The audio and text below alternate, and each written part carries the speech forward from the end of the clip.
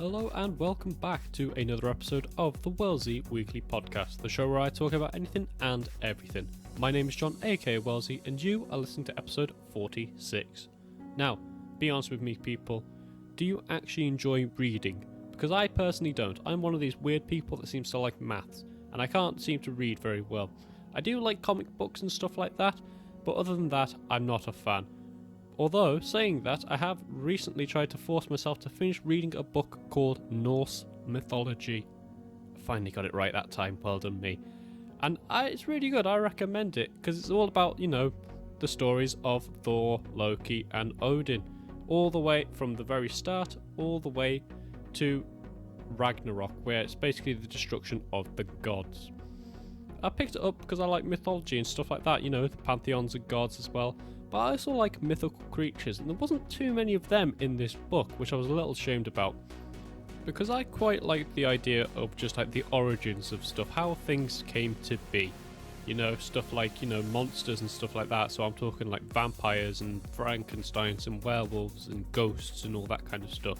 So that's what I'm going to talk about today. I'm going to talk about the origin of some of these monsters in our culture and cultures around the world. But before I get into any of that, I want to tell you that the question for today is, who do you think would win in a fight? A vampire or a werewolf? If you want to share your thoughts and opinions, let me know down below in the comments, that'd be much appreciated. Now, let's start with vampires. These are a very popular monster. You can see them in all forms of media, from TV to films to a lot of books as well. And the story of vampires comes in a lot of variations throughout history, from Greek and Hebrew demons and spirits to Chinese and Slavic undead beings. The modern vampire folklore, though, originated from early 18th century Europe, and many of it was described as purplish skin from drinking lots of blood, rising from coffins, wearing capes, which probably originated from the cloth in which they were buried in, and fang-like teeth. Now, many of us do believe that Dracula was the first vampire to ever exist, and whilst that is true in European folklore, there is actually stories and tales of vampires before early 18th century.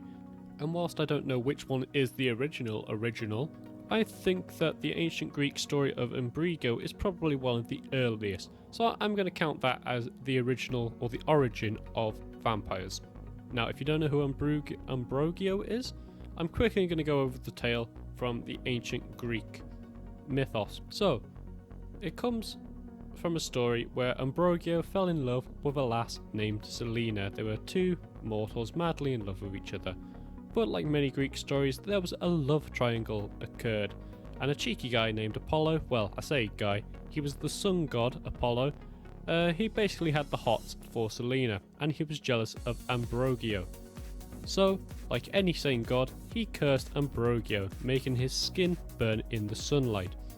But Ambrogio still loved his Selena and tried to do some naughty deeds to get back with her. However, he did these naughty deeds with some of the gods like Hades and was cursed again. This time he was cursed with the fact that if he ever touched silver, it would burn his skin, as well as immortality. And a lot of other stuff occurs, but eventually the last Selena basically sacrifices her blood to a god named Artemis so she can become immortal. However, the story goes that if you then drank the blood of Selena combined with the blood of the god Artemis, you would eventually turn into a vampire. Now, I have skipped a lot of the details in that story, but I hope you get the gist of it. Basically, somebody madly in love sacrifices her blood to a god, the god blood and the human blood combines, and it makes a vampire. I think that's a pretty cool origin story. It's got drama, it's got gods, it's got monsters at the end of it, which we all love. And I think that could be a pretty good origin story for vampires. I quite like the Dracula story as well, but I think that one does it more justice, just purely because it's a slightly older story basically. Now, another monster that is very popular in, a lot of media, so like books, films and TV and all that kind of stuff, is werewolves. And again, there's lots of variations and stories ranging from the Greek mythology to a poem called the Epic of Gilgamesh, or Galgamesh. I can't pronounce that word, but that's fine. But my favourite is actually the origins that come from a Nordic folklore. tale goes that a father and son went out into the forest and found some wolf pelts, which when they were put on turned them into wolves. When they were wearing the wolf pelts, they went on a killing rampage in the forest. But it ended when the father attacked the son by mistake. Now, this might be a reason why werewolves are associated with serial killers and just being cold-blooded killers. I didn't actually know that, but apparently they are.